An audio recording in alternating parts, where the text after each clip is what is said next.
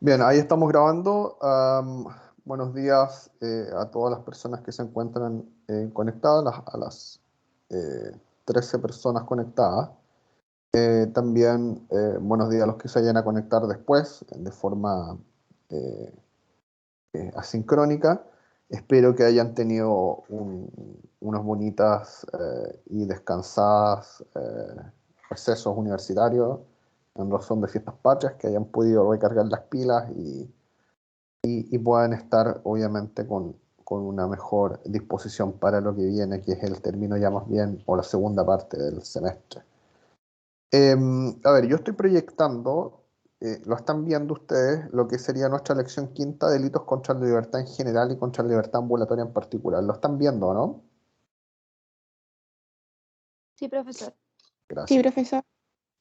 Bueno, eh, yo tenía presupuestado haber visto primero, antes de entrar acá, un apartado sobre delitos de abandono, pero la verdad las cosas es que la planificación del semestre no me lo permite y me gustaría avanzar luego de ver los delitos contra la libertad, ya derechamente los delitos de carácter patrimonial, los que alcancemos a ver durante el semestre. Así que, bueno, como se supone en tiempo de pandemia, los profesores tenemos que sacrificar parte de nuestros programas en un 15, un 25%, no me recuerdo cuál es el número. Pero yo creo que por este semestre vamos a sacrificar a los delitos de abandono y vamos a seguir avanzando con estos delitos que son los delitos contra la libertad como tal. Bueno, a ver, lo primero que vamos a ver, esto es una familia muy amplia de delitos, como vamos a contemplarlo. Nuestro Código Penal es un Código Penal liberal y que por lo mismo se toma muy en serio la protección de la libertad. Vamos a ver que hay elementos que atentan contra este delito que no están presentes solamente en los denominados delitos contra la libertad, sino que todos aquellos en los cuales también hay medios comisivos que involucran de alguna manera un constreñimiento, una impedición del ejercicio de la libertad por parte de una persona. Entonces vamos a ver que hay una serie de elementos importantes, dogmáticos, que tenemos que analizar previamente a ver, antes de ver cada uno de los tipos como tal. Yo siempre les pongo, como ocurre con todas las lecciones, casos que se supone que ahora en este primer momento no lo van a entender, pero mi recomendación siempre es que ustedes puedan, al finalizar cada una de las lecciones, ojalá si es que tienen un grupo de trabajo entre ustedes voluntario, tratar de escribir una solución al caso que le estoy proponiendo. Y si me lo envían, yo no tengo ningún problema en revisárselos y darle el feedback que requieran.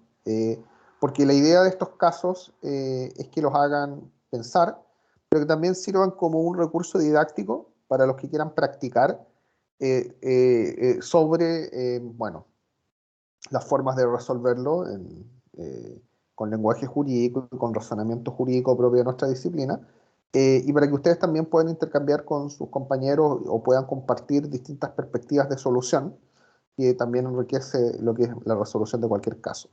Ustedes pueden ver tres casos, el primero el caso 7, que es sobre un padre cuya madre le niega injustificadamente la relación directa y regular con su hijo, o sea, no puede visitar a su hijo, no puede ejercer su derecho a lo que antes se llamaba derecho a visitas, pero ahora se llama derecho a relación directa y regular con su hijo de 6 años, y un día este padre desesperado lo recoge un fin de semana, de forma subrepticia, por supuesto, no, porque la madre no lo deja ver, lo recoge por la mañana para poder compartir una tarde de cine con su hijo. Van a ver una película y lo devuelven a su hogar en la tarde voluntariamente. Vamos a ver más adelante que hay una conducta específica para cuando el atentado contra la libertad ambulatoria recae sobre un menor, que se llama sustracción de menores. Y la pregunta, obviamente, en torno a este caso 7 es analizar si efectivamente estamos en este caso frente a una conducta que sea calificada como típicamente antijurídica y correspondientemente culpable, o si entre medio podría haber la construcción de alguna defensa que nos haga entender o que el acto es atípico o que está justificado por una causa justificación o derechamente que no es imputable el culpable y por ende no hay culpabilidad, con lo cual no se configura la responsabilidad penal. En el caso 8, un grupo de personas sorprenden en la calle sujetos que realizan hurtos, ¿ya? Sujetan a unos sujetos que andan ahí de lanzas por la calle, etcétera. lo sorprenden en la calle realizando estas conductas o después que la realizaron o simplemente saben que son sujetos que cometen hurto, de eso da lo mismo.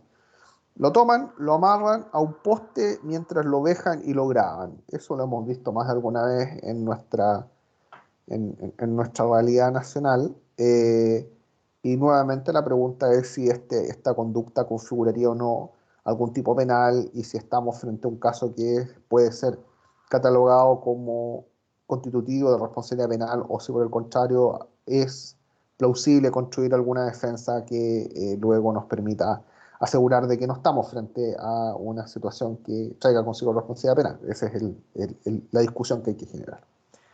Y el caso 9 también un caso un tanto conocido para nosotros en los últimos meses, en los últimos años, ya diríamos, de realidad chilena, en una protesta que se desarrollan desórdenes públicos, ¿sí? Desórdenes públicos, no estamos frente a una protesta pacífica. La policía conmina por megáfono a los manifestantes a disolver la protesta porque interrumpe el libre tránsito de vehículos y personas y porque la violencia está causando destrozos en propiedad pública y privada. Se advierte que en caso de que no cesen con los desórdenes públicos será uso de gases lacrimógenos, los sujetos continúan y la policía aplica el gas y bueno, los disuelve. Nuevamente, un análisis desde la perspectiva penal. Yo sé que algunos van a decir, bueno, eso no es delito, bueno, eso sí es delito o lo que sea, pero lo importante es que se haga la argumentación y se haga el razonamiento pasando por cada uno de los elementos del delito hasta llegar finalmente a la parte donde ustedes consideren de que por esa razón no se justifica o sí se justifica o es reprochable o no es reprochable la conducta o derechamente si es típica o atípica. Bueno, esos son los tres casos. Antes de entrar a ver los delitos contra la libertad, permítanme hacer una introducción breve sobre la libertad en sentido amplio de la palabra. Porque vamos a ver que hay distintas dimensiones de la libertad eh, y vamos a ver que también eh,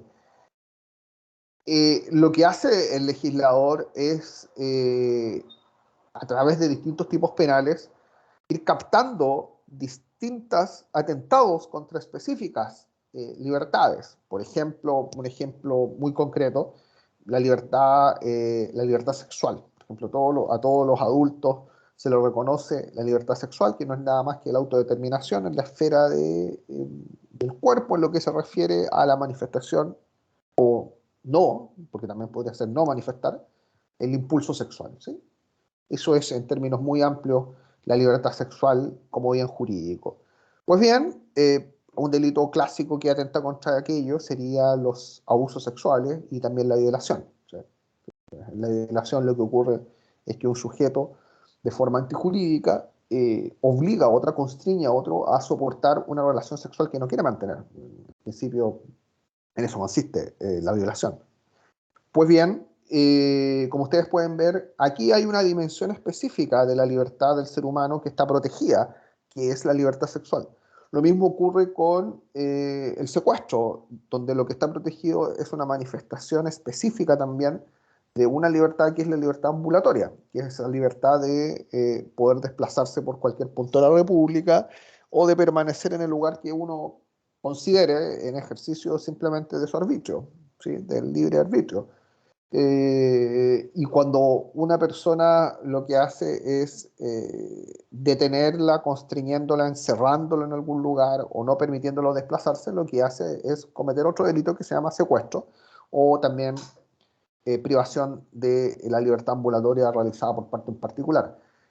Mi punto es que cada uno de los delitos que nosotros vamos a estudiar, y de hecho no son todos porque son muchos los atentados contra la libertad que contempla el Código Penal, pero los que vamos a estudiar nosotros son todos manifestaciones concretas de la libertad que se encuentran típicamente protegidas, penalmente protegidas.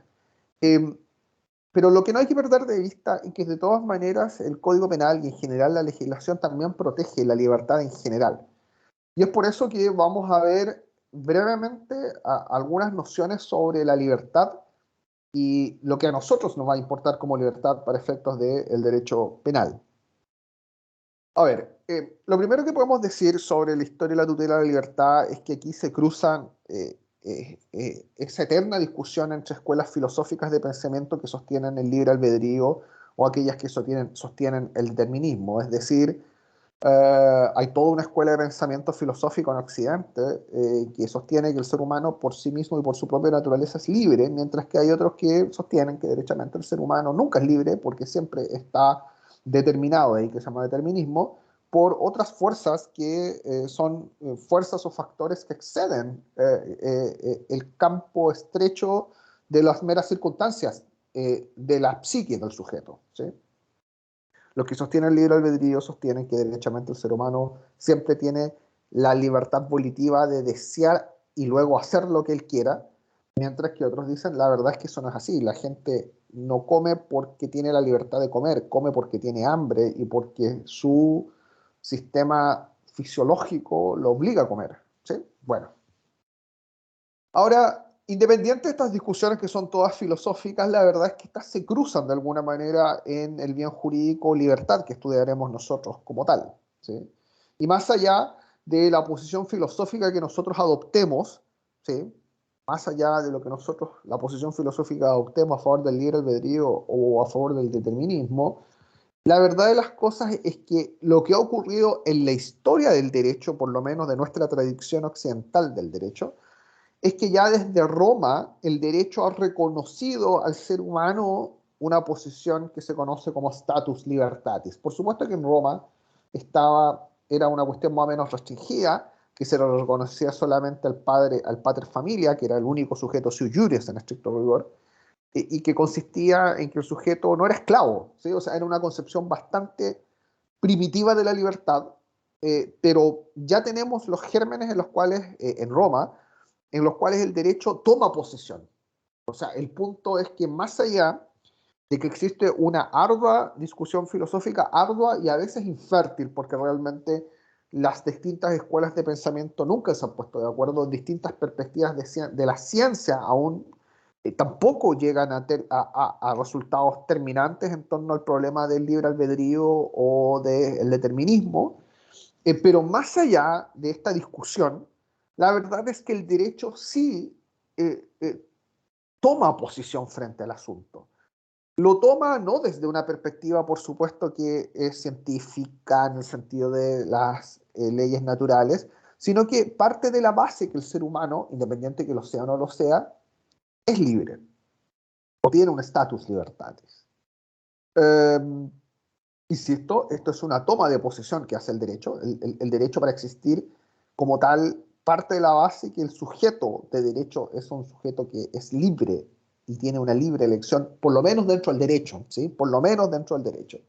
Y así se ha construido en gran parte todo el edificio dogmático jurídico, por lo menos de nuestra tradición jurídica.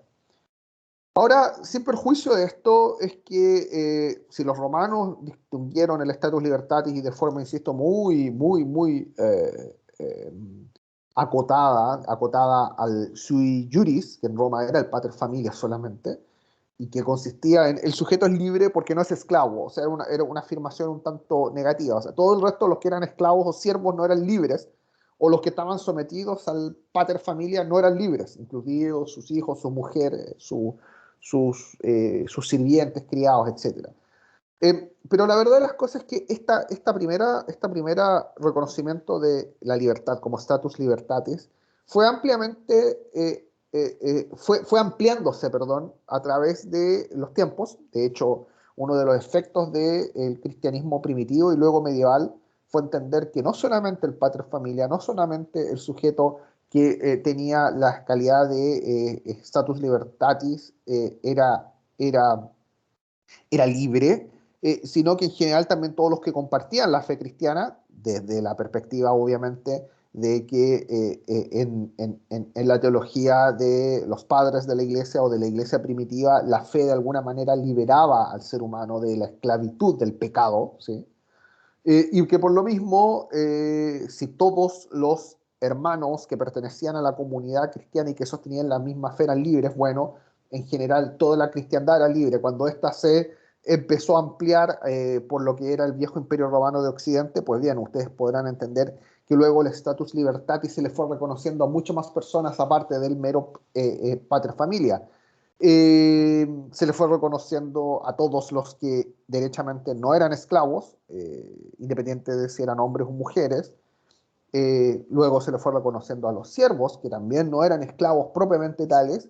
Y, insisto, el proceso de reconocimiento, ampliación del estatus libertatis fue avanzando, y con distintos matices también en la Reforma y en la Ilustración, y luego ya comenzó a tener un reconocimiento contemporáneo generalizado desde los primeros textos de la experiencia comparada del siglo XVIII, referidos a textos o documentos consagratorios de derechos fundamentales, que casi todos parten hablando de que los seres humanos nacen libres, iguales, etcétera. La idea de la libertad está ya presente como una cuestión que se le reconoce a todo el individuo de la especie humana por el hecho de ser tal.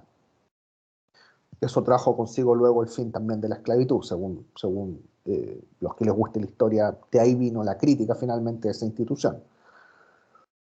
Ahora, más allá de este avanzar histórico de la noción de libertad, que, bueno, sin duda es muy importante para los que estudian derecho constitucional y los que estudian los derechos fundamentales, los derechos humanos, la verdad de las cosas es que nosotros, para efectos del derecho penal, nos vamos a quedar con un concepto un poco más humilde de libertad, ¿sí?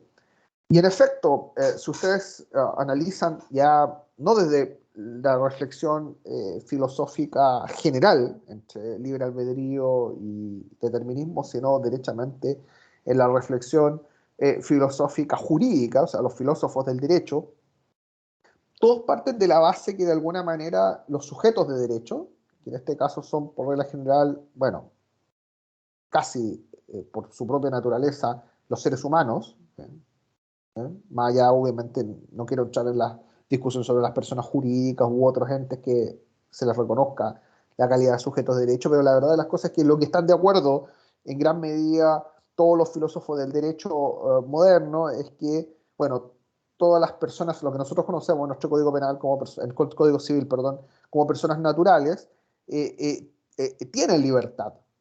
Y esa libertad que se le reconoce a las personas naturales por el solo hecho de ser seres humanos dotados de libertad, de albedrío y por ende de libertad volitiva, es lo que se conoce como la libertad en sentido positivo.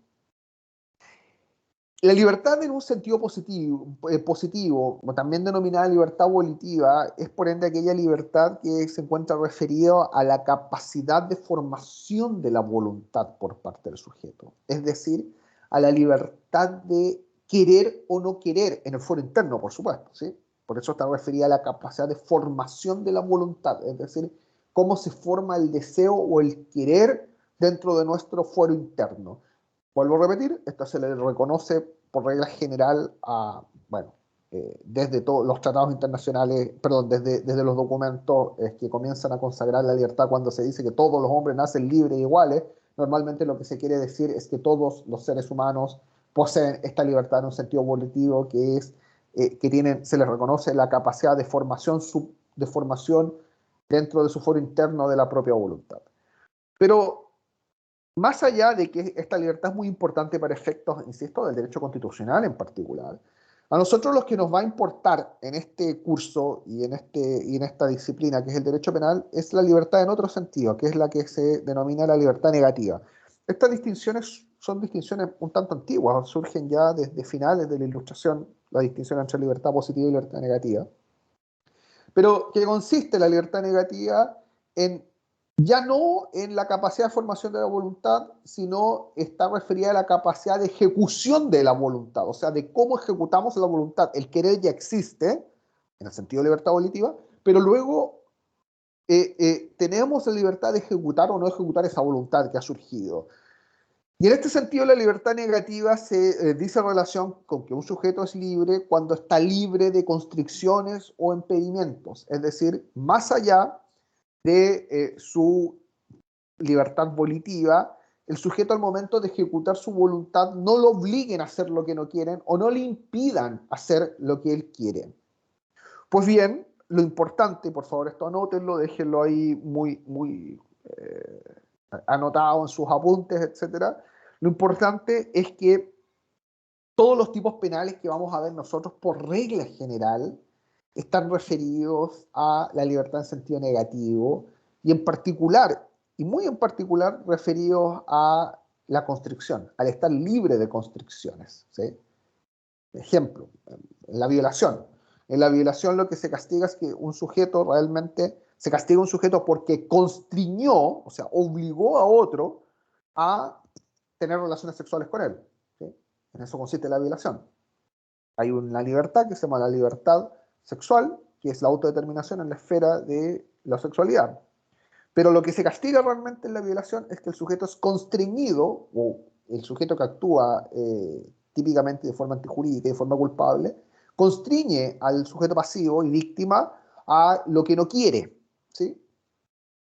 Pero, por ejemplo, no es típico desde el punto de vista de la violación el impedimento. O sea, no es violación que un sujeto le impida a otros dos sujetos a tener relaciones sexuales, ¿sí?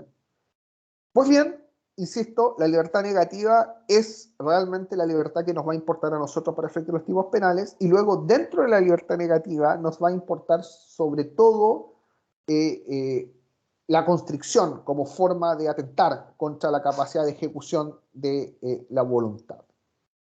Bueno, habiendo dicho esto, ustedes habrán podido ver de que de alguna manera todos los tipos penales contra la libertad poseen, o que atentan en alguna medida contra la libertad, poseen una serie de formas genéricas de atentar contra la misma, que son el constreñimiento y que son la impedición. El constreñimiento consiste en forzar a alguien a hacer lo que no quiere, ¿sí? Y la impedición consiste en evitar que otro haga lo que quiere, ¿sí? Vamos a ver que a esto se le agregan normalmente fórmulas que dicen relación con la antijuridicidad de lo que se quiere, o sobre la juridicidad o antijuridicidad de lo que se quiere. Normalmente es en evitar que otro haga lo que quiere y que siempre que sea lícito, porque en el caso que sea ilícito probablemente el impedimento será justificado. Bueno, otro elemento que hay que tener presente para efectos de el entendimiento de los delitos contra la libertad es la forma en que opera el consentimiento.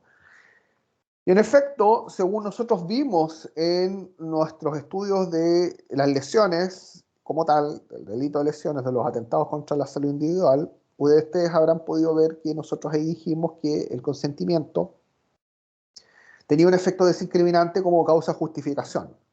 Y claro, por supuesto, el consentimiento opera de esa forma por regla general, salvo los delitos contra la libertad. Porque los delitos contra la libertad, por regla general, se utiliza dentro de la descripción típica las frases que hacen alusión al no respetar la voluntad del otro. Normalmente se coloca el que sin la voluntad, el que contra la voluntad, etc. De modo tal que el consentimiento en gran parte de los delitos contra la libertad, por estas razones que son razones dogmáticas referidas a la construcción de los tipos objetivos, no opera como causa de justificación, como lo vimos a propósito de las lesiones, sino que va a operar como causa de atipicidad. Porque si el tipo penal dice el que sin la voluntad o el que contra la voluntad, y luego el sujeto pasivo está dando su consentimiento y por ende ya no es contra la voluntad o ya no es sin la voluntad, pues bien, lo que ocurre en esos casos es que no se configura el tipo objetivo como tal. Entonces eso es muy importante tener presente, que en todos estos delitos, todos los delitos que atentan contra la libertad, el consentimiento opera como causal de atipicidad a propósito del tipo objetivo. Y por supuesto, jurisprudencialmente también la doctrina le reconoció un límite, así como nosotros decíamos que, por ejemplo, el consentimiento no opera en lo que se refiere al bien jurídico vida, porque de alguna manera la vida es un bien jurídico que no está en cuenta a disposición de su titular. Algo parecido ocurre con la libertad, esta vez la libertad como status personae, es decir, esa libertad que está protegida en la propia Constitución en el artículo 19, número 2, cuando dice que en Chile no hay esclavos. Entonces también el límite del ejercicio de la libertad en materia de la libertad es que el sujeto no renuncie a su libertad como estatus personal, es decir, que no renuncie a ser un sujeto libre en el sentido constitucional de la palabra y se transforme en un esclavo. Eso no está, no está autorizado dentro del ámbito de la disposición de la libertad como tal. Normalmente la libertad se podrá disponer solamente en los casos acotados referidos al constreñimiento de los casos específicos en que son típicos, pero no para un sujeto renuncia a su libertad y se vuelve un esclavo, ¿sí? Ese es uno de los límites que se tiene. Pues bien, luego digamos que también el Código Penal protege distintas clases de libertad. Por razones de tiempo no vamos a ver todas, pero en nuestro ordenamiento punitivo están protegidas múltiples dimensiones de la libertad. Está protegida la libertad ambulatoria en los delitos que vamos a ver sobre secuestro y detenciones ilegales perpetradas por funcionarios públicos. Está protegida la libertad sexual en los delitos que vamos a ver de violación y abuso sexual. Está protegida la libertad de morada, que no la veremos ahora, pero algo diremos de ella a propósito del robo con fuerza en lugar habitado, que es esa libertad que tiene el derecho habiente de cualquier recinto cerrado de excluir o no a las personas que él desee, o sea, en términos más peregrinos, ese derecho que tenemos nosotros, nuestros padres, en nuestra casa, de no dejar entrar a quien queramos dejar entrar. O sea, dejamos entrar a los que queremos dejar entrar y a los que queremos dejar afuera los dejamos afuera. Y eso se llama libertad de morada, ¿sí? Ese derecho a exclusión que tiene el derecho habiente de una determinada morada o recinto cerrado en el cual él ejerce derechos de carácter patrimonial. También está la libertad de secreto, que no lo vamos a ver, pero que está protegida en el Código Penal y también está protegido en las leyes de propiedad industrial a propósito de distintos secretos, secretos personales, secretos de carácter público, secretos de carácter industriales y obviamente esa libertad de yo decidir a quién le hago partícipe de una información que considero sensible. Y eso es la libertad de secreto. La libertad de secreto consiste en eso. También está la libertad de culto protegida, no la vamos a ver, pero también dice relación con que si nosotros consagramos en la Constitución la libertad religiosa y la libertad de los cultos, luego también los que tienen o sostienen algún culto, pues bien puedan ejercerlo libremente sin que nadie vaya y les apedree la iglesia o la mezquita o lo que sea y les permitan realizar libremente. Y si un sujeto va y no los permite ejercer su culto, bueno, hay delitos contra eso también. También la libertad de propiedad, de alguna manera se entrecruzan la libertad de propiedad los delitos propiamente tal de apropiación, ¿sí? Donde nosotros somos libres o no de mantener apropiado un bien, sea mueble o sea raíz, y luego de decidir si lo entregamos o no, y por lo mismo, de alguna manera, los atentados contra la propiedad en gran medida involucre también atentados contra la libertad, de la libertad de disponer de esa propiedad, en estricto rigor. También hay delitos contra la libertad de reunión, contra la libertad de posesión, contra la libertad de asociación, contra la libertad en lo que consiste el procesamiento y punición irregular. Y vamos a ver, a propósito, vamos a dedicarle algunas palabras a propósito de nuestro estudio de los delitos contra la libertad perpetrados por funcionarios públicos. Bien, hasta aquí con la cuestión genérica, la introducción genérica. Ahora bien, vamos a empezar a ver dos tipos penales que son muy importantes para entender esta clase de delito. Denme un minuto, por favor, que necesito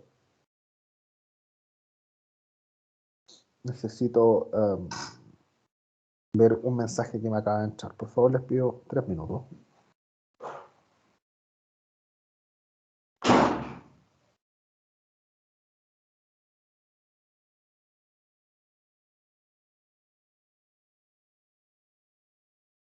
A ver, ok, ya, eso era. Gracias. A ver, déjenme proyectarles el Código Penal.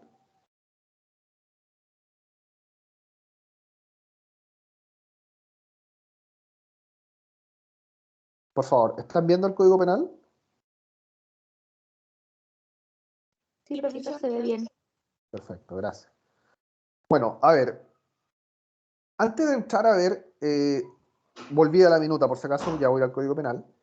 Antes de entrar a ver los delitos en particular, quiero que nos detengamos en dos delitos que son delitos un tanto, a ver, digámoslo, son delitos que uno podría decir que dogmáticamente son de mucha importancia, aunque en la praxis realmente no tienen tanta importancia. En la práctica me refiero, probablemente es muy difícil que veamos querellas por coacciones o que se castigue la coacción, así, por sí misma.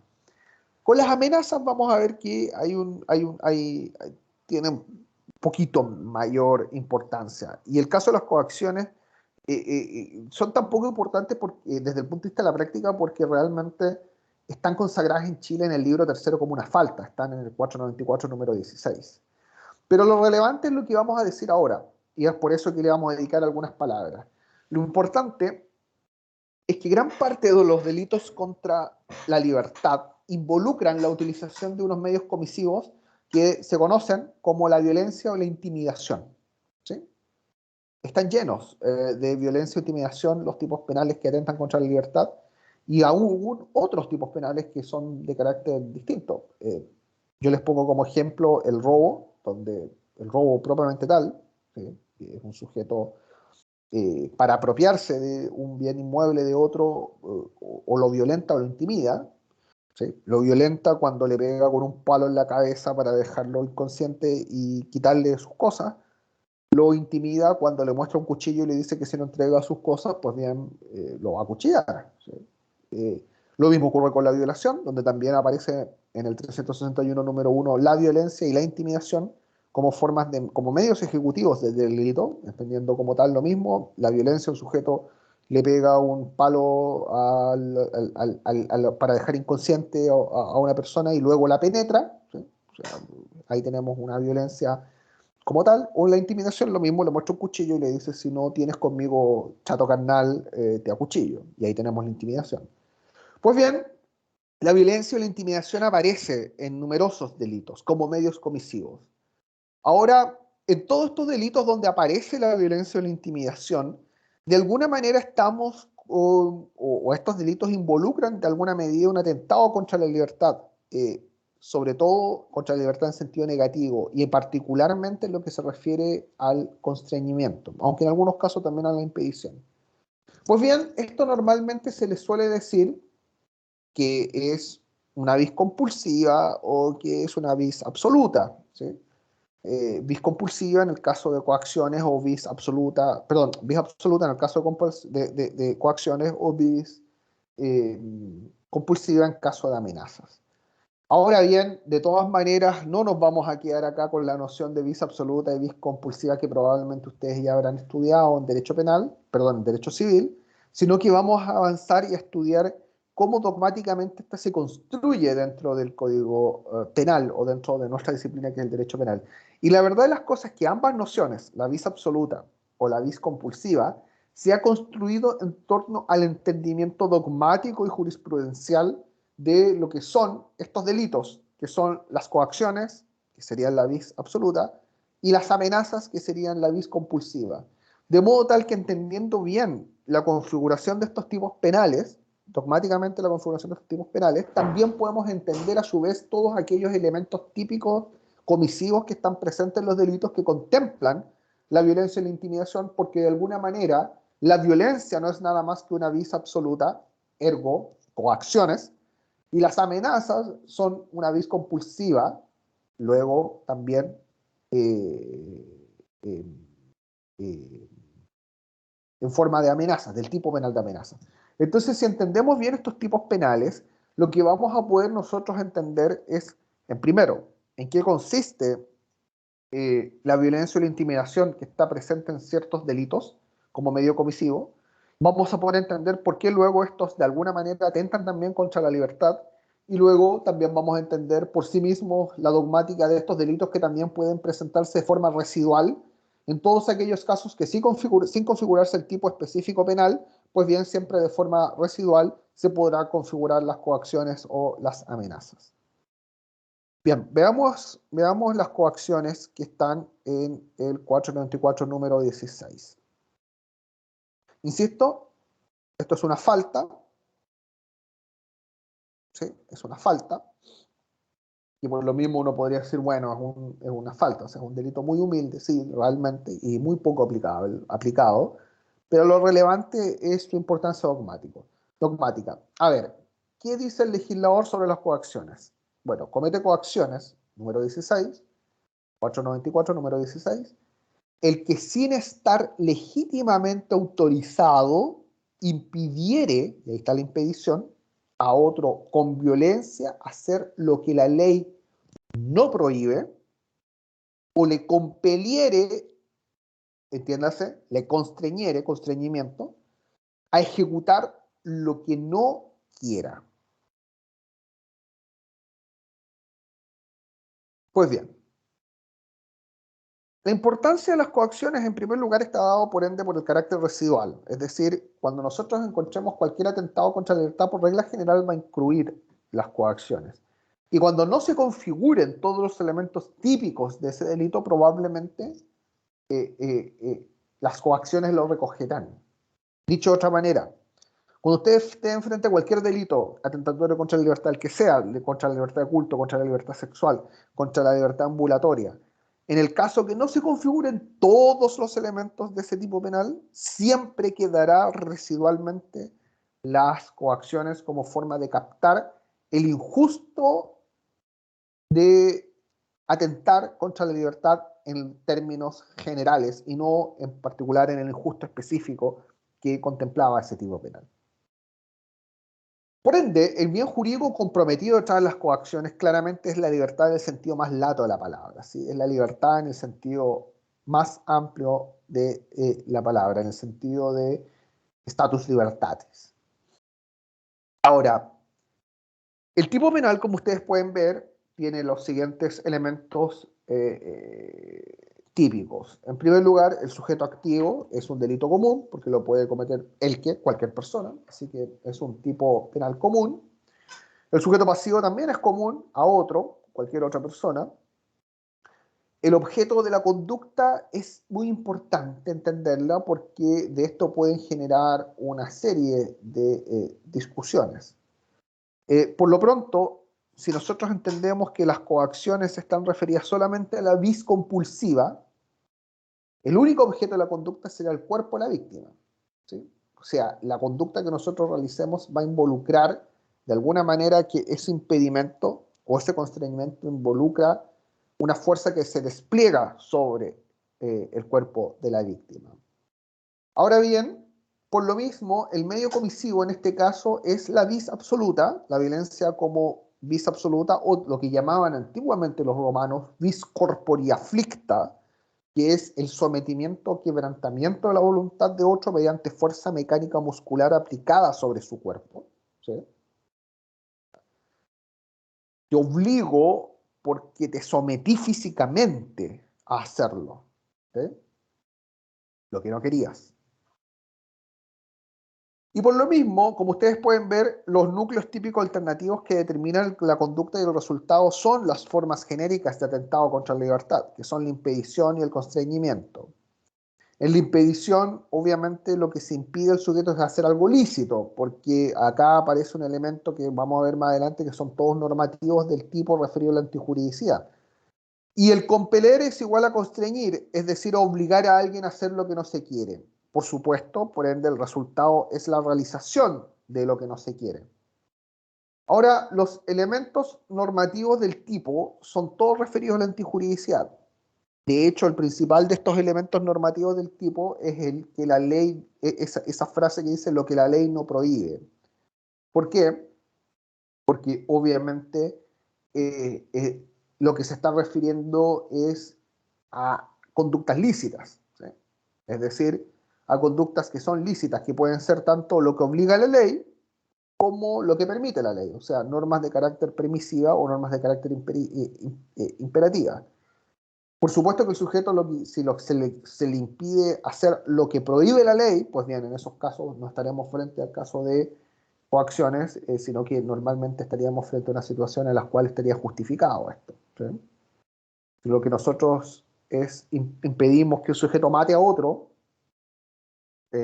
obviamente estamos probablemente actuando nosotros dentro de la ley y no hay coacciones. independiente de que tenemos que obviamente hacer la reconstrucción dogmática sobre cuál es la causa de justificación como tal, pero por regla general no se configuran las coacciones como tal. Luego, es importante que en la segunda parte del tipo dice que el sujeto no sea obligado a lo que no quiere. Y aquí, obviamente, el tipo se nos presenta como un tipo abierto, porque es el juzgador el que debe pronunciarse sobre la licitud del fondo y la forma del hecho que no se quiere. Entonces, cuando estamos frente al constreñimiento en su segunda versión, siempre el juzgador tendrá que hacer de alguna manera una toma de posición en lo que se refiere a si lo que no se quiere era o no de carácter antijurídico. Por supuesto que en todos estos casos, el elemento más importante para la antijuridicidad, para entender si esto se configura o no, es el ejercicio legítimo de un derecho y el cumplimiento de un deber, ¿sí? O sea, son los casos más importantes, particularmente el cumplimiento del deber cuando el que impide el hecho está obligado a impedirlo, por un deber obviamente existente en la ley. Esto es muy importante, sobre todo para el ejercicio de las funciones policiales, por supuesto.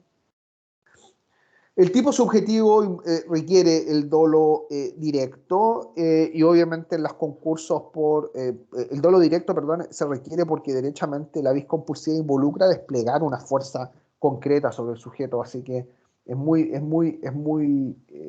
la propia naturaleza de la vis compulsiva, como vis corpora afflicta, de quebrantar la voluntad del otro involucra un dolo directo por su propia naturaleza. Es imposible pensar de que eso sea realizado de forma imprudente. Y finalmente también hay concursos por consunción, obviamente con todos los delitos que tendan contra la libertad o que utilicen la violencia como medio comisivo, es decir, en cualquier delito que nos encontremos con la frase con violencia, entendámoslo que estamos frente a una situación de coacciones. Bien. ¿Alguna duda hasta acá? ¿No? Ok. Bueno, el otro delito importante son las amenazas, que no son nada más que la intimidación. Y por eso, si nosotros entendemos bien la amenaza, vamos a entender en qué consiste la intimidación como medio comisivo y vamos a ver que también es un atentado contra la libertad en el sentido amplio de la palabra. Ahora bien, digamos que por regla general se dice que lo que está protegido detrás de las amenazas es un bien jurídico. El bien jurídico específico sería la seguridad individual, entendida como una expectativa real, sea desde un punto de vista sociológico o psicológico, de que los bienes jurídicos personales no serán afectados. Esa es la idea de seguridad individual. Ahora, de todas maneras, tiene una relación con la libertad de determinación, o por lo menos con la libertad en sentido negativo, exenta de constreñimiento, porque claramente un sujeto que no tiene seguridad individual, no tiene plenas garantías para ejercer su libertad de voluntad. Es decir, si nosotros no protegemos la seguridad individual, difícilmente podemos decir que las personas sean libres o pueden ejercer esa libertad. Entonces, de ahí la importancia, obviamente, del bien jurídico o libertad o la relación existente entre el bien jurídico, libertad en sentido amplio y la seguridad individual como tal. Ahora, la importancia dogmática es que si nosotros entendemos la dogmática de las amenazas, vamos a entender también el contenido de ese medio comisivo llamado intimidación, que no es nada más que vis psicológica o vis relativa o vis compulsiva también, como se suele llamar, como medio comisivo. Y de todas maneras, en el caso de que hay una forma de imperfecta ejecución, si no se verifica el mal en el caso de estos delitos, probablemente también operará de forma residual el delito de amenazas. Bien, a ver, ¿dónde están las amenazas? Las amenazas están desde el artículo 296 y siguientes en adelante. Este es el parágrafo 11 de las amenazas de atentado contra las personas y propiedades. A ver, el artículo 296 es un poco largo, lo voy a leer. Establece lo siguiente. El que amenazare seriamente a otro con causar a él mismo o a su familia, en su persona, honra o propiedad, un mal que constituya delito, siempre que por los antecedentes parezca verosímil la consumación del hecho, será castigado, uno, con presión mayor en sus grados medio máximo si hubiera hecho la amenaza exigiendo una cantidad o imponiendo ilegítimamente cualquier otra condición y el culpable hubiera conseguido su propósito. Estas son las demandas condicionales que se llaman, con el sujeto consiguiendo el propósito. Dos, con presión menor en su grado mínimo medio si echa la amenaza bajo condición el culpable no hubiera conseguido su propósito. Son las amenazas condicionales en la cual la condición no se ha cumplido. 3. Con presión menor en su grado mínimo si la amenaza no fuera condicional, a no ser que merezca mayor pena el hecho consumado, caso en el cual se impondrá esta. Esta es la amenaza no condicional o la amenaza incondicional. Es decir, un sujeto amenaza a otro, te voy a matar, nada más, sin ninguna condición. O te voy a pegar cuando aparezcas por mi cuadra, sin ninguna otra condición. Fíjense cómo en el te voy a pegar o te voy a matar, etcétera, no se puede no imponer ninguna otra condición, simplemente manifestar la amenaza del mal. Bueno, cuando las amenazas se hicieran por escrito o por medio de emisario, estas se estimarán como circunstancias agravantes, esto es una agravante específica, y para los efectos de este artículo se entiende por familia el cónyuge, los parientes de la línea recta con sanguinidad o afinidad legítima, los padres, hijos naturales y la descendencia legítima de estos, los hijos ilegítimos reconocidos y los colaterales hasta el tercer grado de consanguinidad, afinidad o afinidad legítimas. Luego en el 297 tenemos las amenazas de un mal que no constituye delito, es decir, ya no es un delito, pero ojo, sí es un hecho antijurídico, pero no es delito. ¿Sí? O sea, son hechos que son antijurídicos, pero no son típicamente relevantes. Las amenazas de un mal que no constituye delito hechas en la forma expresada en los números primero, segundo del artículo anterior, serán castigadas con la pena de reclusión menor en sus grados mínimos a medio. Y bueno, y luego hay amenazas específicas a sujetos que reúnen ciertas características de ser funcionarios, etc. Bueno, a ver, lo primero sobre el tipo de las amenazas es que es un delito común.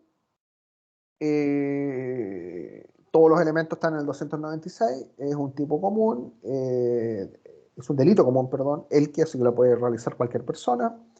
También lo mismo ocurre con el sujeto pasivo, que es sujeto pasivo y víctima, el objeto de la conducta, y acá es lo importante, a diferencia de las coacciones que recae sobre el cuerpo del sujeto, aquí recae sobre la psiquis de la víctima o del sujeto pasivo, ¿sí?